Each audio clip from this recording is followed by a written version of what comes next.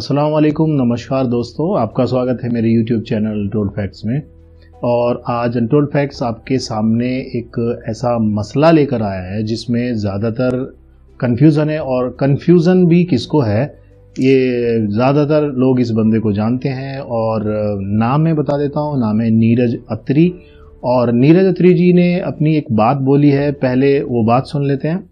जब यहूदियों ने मोहम्मद बिन अब्दुल्ला का साथ नहीं दिया तो फिर अपने किबले को जेरूसलम से बदलकर मक्का की ओर किया गया।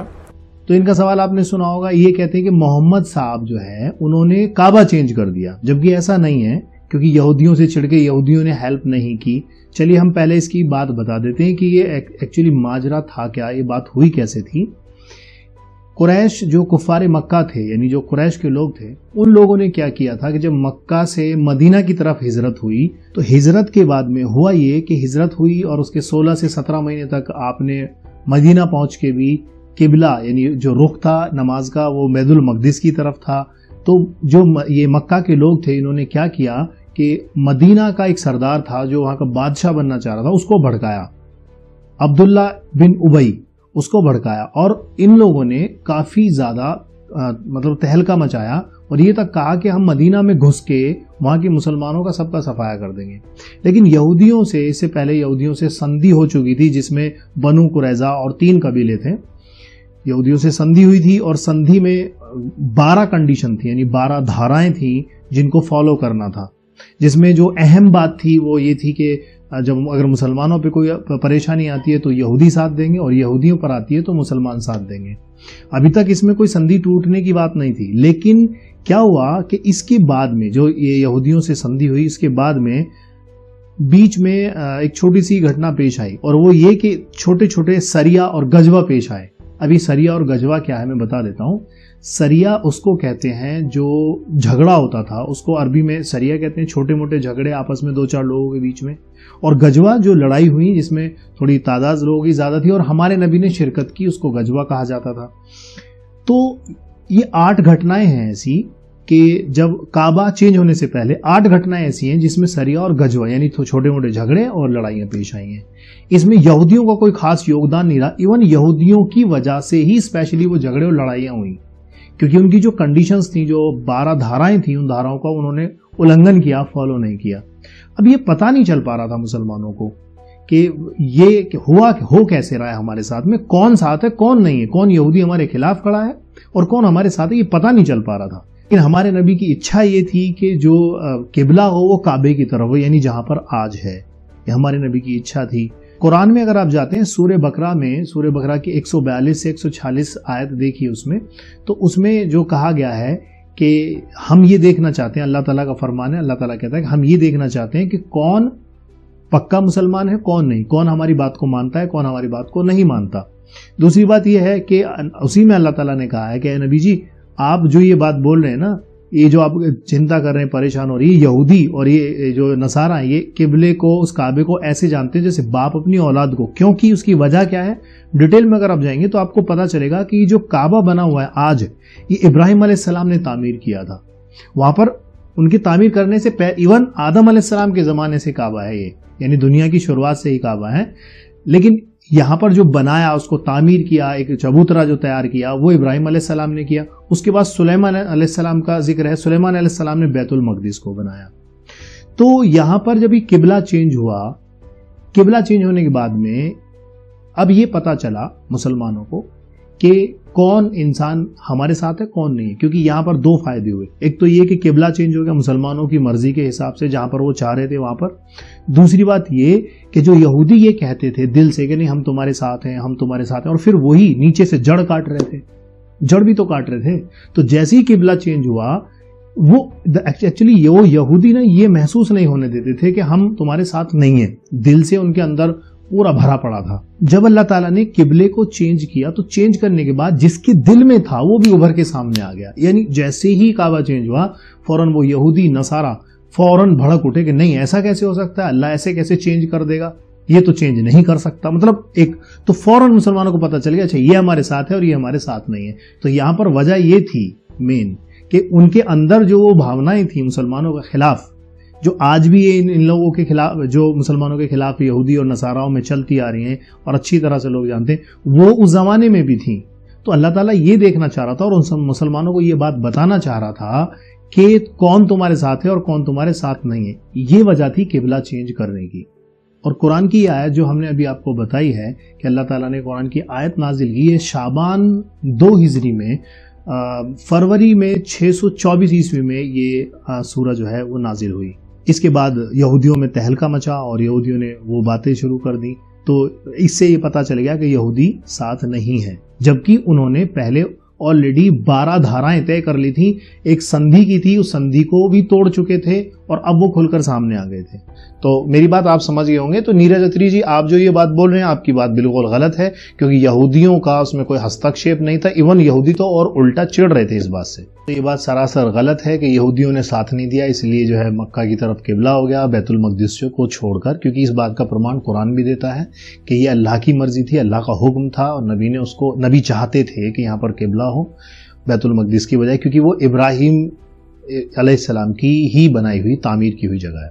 चलिए दूसरी बात इनकी सुन लेते हैं। मोहम्मद बिन अब्दुल्लाह को सपना आता है कि वो अपने चेलों के साथ मदीना से जाता है मक्का में, वहां पर उम्रा का जो यात्रा है वो पूरी करते हैं, इनके साथ जो ऊँट लेकर गए थे उनकी कुर्बानी देते हैं और आराम से वापस आ जाते हैं।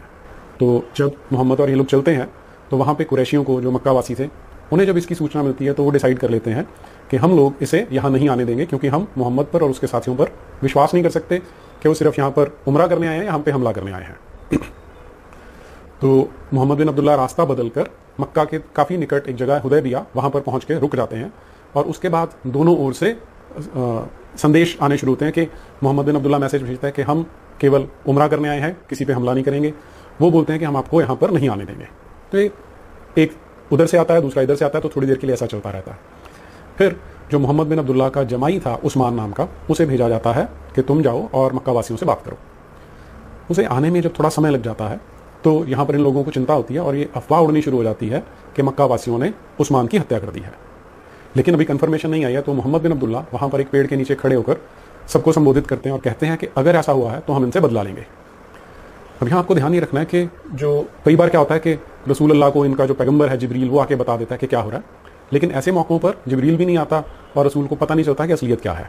अब ये बोलते हैं कि जो सुलह हुदैबिया जो है ये एक वाकया है काफ़ी बड़ा, जिसमें आपको एक ख्वाब आया था, हमारे नबी को ख्वाब आया जिसमें हज का जिक्र है कि आपने हज किया, क्योंकि 6 साल तक मक्का के लोगों ने, जो मुशरिक मक्का थे, उन लोगों ने आप पर पाबंदियां लगाई थी यहाँ मक्का आने के लिए। और पाबंदियां खैर ये 6 साल वाली नहीं है, उससे भी पहले और अलग अलग पाबंदियां थी, बहुत सारे जुल्म रहे हैं। तो ख्वाब दिखा और 6 साल बाद फिर वो उन्होंने ये सोचा कि हम चलो अब ख्वाब है तो इसको पूरा करने के लिए सब लोग चल दिए। 6 हिजरी को सोमवार का दिन था, आप रवाना हुए और अपना जितना भी सामान था लोगों से भी कहा कि भाई हाँ आप जो है चलिए हज के लिए, लेकिन लोगों को लगा कि नहीं ये तो युद्ध के लिए जा रहे हैं, तो कुछ लोग नहीं गए। उनमें से 1500 सहाबा इकट्ठे हुए, लेकिन लोगों को कैसे पता चला, क्योंकि जो ऊंट का कोहान था उसमें एक निशानदेही होती थी कि भाई हाँ कुर्बानी का जानवर है, तो वो निशान लगा दिया। और वो जो कपड़े पहनते हैं हज के वो पहने, तो लोगों को पता चल गया कि भाई अब लड़ने नहीं, हज करने ही जा रहे हैं। जुल हुलैफा नाम की जगह है जहां पर सारी ये कंडीशन जो थी, कपड़े चेंज करना, हज के लिए रवाना होना, कोहान चीरना, ये सब हुआ। काब बिन लुई एक कबीला था, वहां वो कबीले का जो वो तैयार था, क्योंकि जब आपने एक संदेशवाहक भेजा उनके पास में कि देखो वहां कुरैश की क्या गतिविधियां हैं मक्का पहुंचने के बाद, तो वहां से पता चला कि काब बिन लुई जो कबीला है वो तो और कबीले को इकट्ठा कर रहा है और इकट्ठा करके लड़ने की तैयारी में है।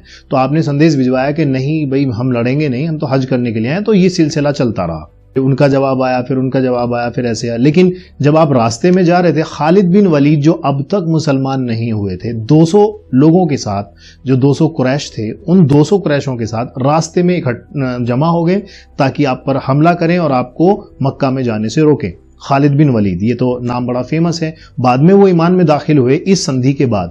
तो वो संधि क्या थी? तो इन्होंने ये बात बोली, इल्जाम लगा रहे हैं सीधा सीधा, यार नीरज भाई तुम मैंने पहले भी शायद मेरी वीडियो आपने देखी होगी, मेरी एक वीडियो थी जिसमें मैंने ये कहा था कि थोड़ा चेहरे से भी आदमी पता चल जाता है ना कि ये नालायक है या नहीं है। तुम थोड़ा समझदार से लगते हो यार, कोई बात नहीं, तो कम से कम इसको एटलीस्ट, जब तुम्हें छोटी सी बात, एक कुरान तो एक बहुत बड़ी मैसेज है, जब तुम्हें छोटी सी बात सुलह हुदैबिया का सिस्टम समझ नहीं आया तो तुम कुरान को क्या समझोगे? मैं ये बात बोलता हूं। आप ये इल्जाम लगा रहे हो कि जिब्राइल फरिश्ते क्यों नहीं आए, जबकि जिब्राइल फरिश्ते आते थे तो अल्लाह ताला ने जिब्राइल को क्यों नहीं भेजा ये चीज समझाने के लिए? क्योंकि हजरत उस्मान रजी अल्लाह ताला वहां पर कुछ देर उन्होंने लगा दी, उनका कबीला वहां था, उनके लोग वहां थे, तो वहां पर उनके रुक के उन्होंने बातें की। तो आपको ये नहीं मालूम कि कुरान अगर आप पढ़ते ही होंगे, जहां तक मेरा ख्याल है, तो आपको ये बात भी पता होनी चाहिए कि कुरान में अल्लाह ताला ने ये भी कहा है कि मोहम्मद एक तुम्हारी तरह है। नबी तो है ही, रसूल भी है, लेकिन मोहम्मद एक तुम्हारी तरह, यानी एक इंसान बना के उनको भेजा गया है। और ये जो छोटी छोटी बातें, क्या अब अल्लाह ताला ये भी उनको बताता कि या मोहम्मद आप खाना खा लीजिए, या मोहम्मद आप वहां चले जाइए, या मोहम्मद आप ये कर लीजिए? ये तो कोई बात थोड़ी ना हुई। क्योंकि मेरी पहली भी वीडियो है कि अल्लाह ताला ने दारुल असबाब इस दुनिया को बनाया और हुक्म अल्लाह का ही था जो ख्वाब में देखा गया। और फिर इस सुलह को सुलह हुदैबिया क्यों कहा गया, जबकि इसमें शर्तें तो कुछ अलग थी? तो जिब्रील फरिश्ते की ड्यूटी वही लाने की थी, कुरान नाजिल करने की थी, उनकी ये बात बताने की थोड़ी नहीं थी कि आपको क्या करना चाहिए, कैसे करना चाहिए, अब तुम जो है खाना खा लो, अब सो जाओ, अब ये काम कर लो। तो छोटी छोटी बातें यार, इन चीजों के लिए आयतें नाजिल हुई हैं, अल्लाह ताला ने आयतें नाजिल की हैं, तब जिब्रील फरिश्ते आते थे, जो हुक्म होता था अल्लाह का कि अब यहां पर ये हुक्म है। तो यहां पर तो एक घटना थी कि उस्मान रज़ी अल्लाह ताला वहां पर गए और वहां पर जाके कुछ देर लगी तो उन्हें लगा कि यहां पर जो है अब उन्हें कत्ल कर दिया गया। तो इसलिए वो चीज, इस चीज की एक घटना थी, तो इसलिए भी जिब्रील फरिश्ते आते कि ये बताते कि नहीं कत्ल नहीं हुए और अभी वो जिंदा है, बस इतनी सी बात बताने के लिए। यार अजीब बात है, मतलब अगर तुम कुरान को नहीं समझ रहे हो तो इसमें कुरान की गलती क्या है? इसमें तो आपकी अपनी गलती है ना। तो ये बात यहां जिब्राइल क्यों आएंगे? सुन लीजिए जरा इनकी नेक्स्ट बात क्या है। अल्लाह मियाँ को पहले ही पता था कि खैबर में जाकर उनको जीत मिलेगी, लूट का माल मिलेगा, और अल्लाह के रसूल को भी पता था, इसलिए वहां पर इनको नहीं लेके जाएंगे। नेक्स्ट बात इन्होंने कही खैबर में लूट का माल, ये सब चीजें। आपको शायद अगर इस्लाम में इतना ही इंटरेस्ट है तो एक बार आप खुद पढ़ के देख लीजिए खैबर क्या था। खैबर वो अड्डा था जो इस्लाम को तबाह और बर्बाद करना चाहता था, जहां पर यहूदी, क्रिश्चियन और मुशरिके मक्का मिलके साजिश किया करते थे। तो सुलह हुदैबिया के बाद में जब और लोग इस्लाम में लोग दाखिल होने के बाद जब दीन की दावत दी गई तो खैबर वाले लोगों ने फिर से इस्लाम में टांग अड़ानी शुरू की। तो ऐसा नहीं है कि जाते ही पहले डायरेक्ट हमला कर दे। इस्लाम की एक सुन्नत रही है, और सुन्नत यह है कि सबसे पहले उनको जाके दीन की दावत देते थे। आप खैबर की जंग का वाकया, खैबर के बारे में हम पूरी एक स्पेशल वीडियो बनाएंगे कि खैबर में हुआ क्या था, कि किस तरह का अड्डा था वो, ये मुशरिकों का, यहूदियों का। तो इसके बारे में इंशाल्लाह डिटेल बताएंगे, लेकिन हम शॉर्टकट में समझा रहे हैं कि खैबर एक ऐसा अड्डा था कि जहां हमेशा मुसलमानों को खैबर वालों से परेशानी होती थी। यहूदी नई नई चालें चलते थे, ये वो अड्डा था। तो इसीलिए खैबर पहले जाके उनको दीन की दावत दी कि भाई अल्लाह एक है, ईश्वर एक है, उसको मानो। लेकिन जब उन्होंने बोला कि नहीं हम नहीं मानेंगे, हम तुम्हें नबी नहीं मानते, हम ईश्वर एक है नहीं, हम तो 50,000 ईश्वर मानेंगे अपने, एक तो माने नहीं। तो फिर उन्होंने बोला ठीक है, तो अब संधि के लिए तैयार हो जाओ। नहीं, संधि भी नहीं करेंगे तो फिर लड़ाई, अब क्या बचा? और फिर जो लड़ाई होती थी, लड़ाई में जो जीतने वाला पक्ष है, तो जो हारने वाला पक्ष होता था उसका जो माल होता, जैसे किला हो गया या जो सोना चांदी जेवरात, उन्हें क्या छोड़ के भाग जाएंगे? यार बड़े बेवकूफ आदमी लूट बताते हैं, मतलब हद हो गई। एक बार ये पहले हिस्ट्री तो पढ़ लो राजा महाराजाओं की, वहां भी तुम्हें पता चल जाएगा ये बातें कि एक राजा जो दूसरे राजा को जीत लेता था तो उसके राज्य में करता क्या था। तो राजा महाराजाओं की घटनाओं से आप प्रेरित नहीं है, उनकी कहानियां नहीं पढ़ी, या फिर आप पढ़े लिखे नहीं है। उसमें क्या होता था, एक राजा ने दूसरे राजा को जीत लिया, जीतने का मतलब क्या होता था? उसके किले को फिर उसे वापस कर दिया, उसकी चीजें वापस लौटा दी? नहीं, उस राजा को जीत लिया मतलब उसका किला हमारा, वो जितना भी सामान सब हमारा। अब तुम इसे अगर लूट समझो तो ये तुम्हारी बेवकूफी है। दूसरी बात आपकी क्या है? तो जो सुलह की जाती है उसमें जो दो लोग हैं, मोहम्मद बिन अब्दुल्ला और सुहैल बिन अमर के बीच में ये सुलह की जाती है। अब ये जो सुलह की गई है इसके बारे में कुरान में एक पूरे का पूरा चैप्टर है जिसे अल फतह कहा जाता है या अल फत कहा जाता है। 48वीं सूरह है ये कुरान की। तो अब इसको फतह क्यों कहा जाता है मुझे नहीं समझ में आया, वो आपके साथ शेयर करता हूँ अब वो लोग जो नीरज अत्री जी को सपोर्ट करते हैं और वो ये समझते हैं कि अत्री जी तो बड़े समझदार हैं, अब इनके खुद के मुंह से सुन लीजिए। इन्होंने अभी ये बोला है कि सुलह हुदैबिया को कुरान में 48वीं सूरा में और इस बात का जिक्र है, और ये भी कहा गया कि सुलह हुदैबिया मुसलमानों की जीत थी। और ये बोल रहे हैं कि मुझे समझ नहीं आया सुलह हुदैबिया मुसलमानों की जीत कैसे थी, और अगर किसी को समझ आया तो बता दीजिए। चलो हम बता देते हैं।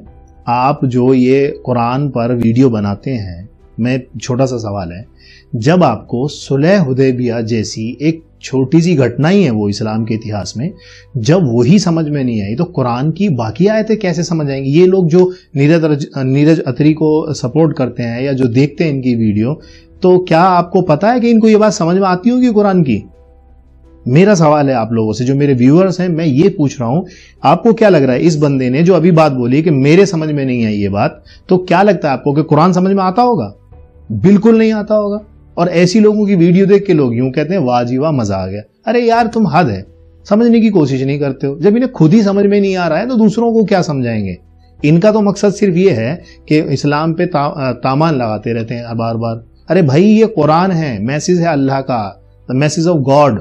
ये कोई धार्मिक किताब वेदों की तरह या और धर्म ग्रंथों की तरह या उपनिषदों की तरह नहीं है कि जिसमें भावार्थ लिख के उसका सीधा सीधा मतलब समझा दिया और तुम उसी के पीछे भागे चले जा रहे हो। कुरान है, हर लाइन एक मैसेज है, उसके पीछे कोई ना कोई बात छिपी हुई है। और कुरान की आयत को समझ के फिर क्यों कही गई, कैसे कही गई, कब नाजिल हुई, क्या कंडीशन थी, फिर उसे समझना पड़ता है, उसे डिकोड करना पड़ता है। अब तुम लोग तो ये समझोगे नहीं, तुम तो बस उसको पढ़ के जो मतलब उसमें लिख रहा है वही तुमने बता दिया कि भाई ऐसे देखो ये तो कितनी बुरी बात। अरे पहले एक बार समझ तो लो। चलिए मैं समझाता हूं आपको सुलह हुदैबिया सुलह क्यों है। तो सुलह हुदैबिया की 4 कंडीशन थी, 4 शर्तें मुशरिक मक्का ने रखी थी। सुलह हुदैबिया में पहली कंडीशन ये रखी गई थी कि मुसलमान इस साल हज नहीं करेंगे, अगले साल हज करने के लिए आएंगे और 3 दिन यहाँ ठहरेंगे और 3 दिन ठहरने के बाद में और फिर वापस चले जाएंगे। ये पहली कंडीशन रही। और दूसरी संधि, दूसरा जो रूल था वो ये था कि 10 साल तक दोनों फरीक यानी दोनों जो आपस में मुशरिक मक्का और हमारे नबी की जो कौम थी वो आपस में लड़ेंगे नहीं। और तीसरी कंडीशन ये थी कि जो कबीला जिस तरफ मिलना चाहे मिल के रह सकता है, यानी कि जो मोहम्मद सल्लल्लाहु अलैहि वसल्लम की तरफ जो कबीला चला गया वो उनका कबीला, जो कुरैश की तरफ कबीला चला गया मुशरिक मक्का वो उनका कबीला। अब आपस में वो आप चूंकि 10 साल तक तो लड़ेंगे नहीं, तो ये कबीला था। चौथी कंडीशन ये थी कि कोई आदमी अगर हमारे नबी की तरफ आया बिना अपने माँ बाप या बिना उनके सरपरस्त की मर्जी के, तो हमारे नबी उसको वापस करेंगे, चाहे बेशक वो इस मुसलमान हो गया हो। लेकिन अगर जो हमारे नबी की तरफ आ गया उसे वो वापस करेंगे। लेकिन अगर कोई मुसलमान काफिर होके या बिना ईमान वाला होके वापस उनकी तरफ लौट जाता है तो वो उसको वापस नहीं करेंगे। ये उनकी चौथी कंडीशन थी। अब इसमें सुलह कैसे है, फायदा क्या है, मैं फायदा बताता हूं थोड़ा सा, लेकिन इसके बारे में हम इंशाल्लाह पूरी डिटेल में हम बातें बताएंगे जरूर एक दिन। की सुलह हुदैबिया एक्चुअली ये घटना घटी कैसे, क्या क्या हुआ था, वो सब चीजें। तो पहली कंडीशन में सिर्फ ये एक कुफ्फार मक्का जो था वो ये समझते थे कि हम बहुत ताकतवर हैं, मुसलमानों को कुचल के रख देंगे, ये कर देंगे वो कर देंगे। लेकिन इस संधि से इस सुलह क्यों, और अल्लाह ताला ने कुरान में इसको मुसलमानों की बहुत बड़ी जीत क्यों कहा, ये इनको नीरज अत्री जी को समझ में नहीं आया। चलो मैं समझा देता हूं। अल्लाह ने इसलिए कहा क्योंकि ये जो 4 कंडीशन रखी गई हैं, इन 4 कंडीशन पे अगर नजर डालते हैं तो एक बात समझ में आती है कि वो मुशरिके मक्का जो कभी मुसलमानों के अस्तित्व को समझते ही नहीं थे, आज अस्तित्व उन्हें समझ में आ रहा था। पहली कंडीशन तो ये थी कि उन्हें लगने लग गया था कि हाँ मुसलमानों का भी कोई अस्तित्व है, क्योंकि पहले तो उन्हें मारना काटना वो सब चीज चलती थी। दूसरी बात यह है कि जो 10 साल का ये गैप दिया गया, 10 साल तक दोनों लड़ेंगे नहीं, तो दोनों लड़ेंगे नहीं का मतलब यह है कि अब मुसलमान फ्रीली 10 साल तक अपने तबलीग यानी अपने दीन की दावत दे सकते हैं, वो भी बिना लड़े। क्योंकि पहले क्या था कि अगर मुसलमान जाते थे किसी को इस्लाम समझाने तो वो मुशरिक मक्का पकड़ के उन्हें मार देते थे। लेकिन अब ऐसा नहीं था, क्योंकि अब मुसलमानों का दबदबा उनको महसूस हो रहा था। ये क्यों है सुलह, और इसके लिए अल्लाह ताला ने फतेह क्यों कहा, मुसलमानों की फतेह, ये समझ में आ रही होगा आपको कि ये जो 10 साल की जो इन्होंने मियाद रखी थी, 10 साल तक कोई नहीं लड़ेगा आपस में, तो ये क्यों, क्योंकि वो डरने लगे थे। अब उन्हें इस्लाम का अस्तित्व समझ में आने लगा था। तो सुलह हुदैबिया इसलिए सुलह और इसलिए फतेह के लिए कहा गया क्योंकि अब उन्हें इस्लाम का अस्तित्व समझ में आने लगा। मुसलमान जाके अपनी तबलीग करने लगे और बेधड़क होके। और देखो ये भी बात है, सुलह हुदैबिया के दौरान जब यहाँ पर सिर्फ मात्र 3000 की जो तादाद थी लोगों की, मुसलमानों की, सिर्फ 2 साल के अंदर अंदर वहां पर वो तादाद 3000 से 10,000 हो चुकी थी, क्योंकि उन्हें मालूम था इस्लाम से हम जीत नहीं सकते। अब सोचिए कि क्या ये सुलह हुदैबिया जो हुआ, जो ये कंडीशन रखी गई, इसमें फायदा हुआ मुसलमानों का? नहीं हुआ, बिल्कुल हुआ है, क्योंकि मुसलमान खुल के आजादी से 10 साल तक बिना लड़े बिना कुछ किए आराम से इस्लाम की दावत दे सकते थे। तीसरी कंडीशन ये थी कि एक कबीला इधर वाला अगर हमारे नबी के पास चला गया तो वो उनका, और इनके पास चला गया तो वो उनका, वो आपस में लड़ेंगे नहीं। अगर किसी एक से लड़ाई हुई तो फिर मानी जाएगी कि पूरे कबीले से लड़ाई हुई है। तो यानी अब इस्लाम का वर्चस्व उनके दिल और दिमाग में भर चुका था। अब उन्हें यह समझ में आ रहा था सिर्फ वो अपने आप को बचाना चाह रहे थे, बाकी जो उनका एक जो पोस्ट थी पूरे इलाके में, जो अरब का जो पूरा इलाका था, वहां पर जो उनका पूरा पोस्ट और वर्चस्व था, अब वो धीरे धीरे खत्म हो चुका था। ये सुलह हुदैबिया का फायदा हुआ था कि वहां पर अब उन्हें लगने लगा था। तो वो जो कबीला जो हमारे नबी की तरफ कबीला गया, तो सोचो फिर वो उनका होके रह गया।